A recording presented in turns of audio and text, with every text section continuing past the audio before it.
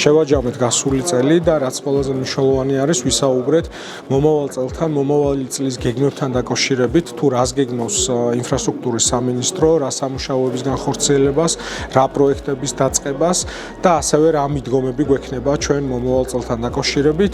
ასევე მოვისმინეთ ის პრობლემები, თუ რას ფიქრობენ კომპანიები, რა გამოწვევები არის მათთვის დღეს არსებული და ჩვენთვის მნიშვნელოვანია, რომ ძლიერი ქართული კომპანიები ჩამოყალიბდეს ბაზარზე. ჩვენ ამ კომპანიებს უყურებთ როგორც ჩვენს პარტნიორებს ქვეყნის აღმშენებლობის საქმეში. საუბარი იყო საკმაოდ ღია და მსგავსი შეხვედრები მნიშვნელოვანია კერძო სექტორისთვის, რომ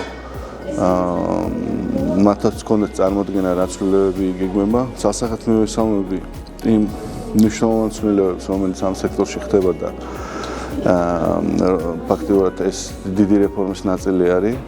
და ეს რეფორმა როგორც დროსთან არის დაკავშირებული, ისევე მნიშვნელოვან რესურსებს მოითხოვს.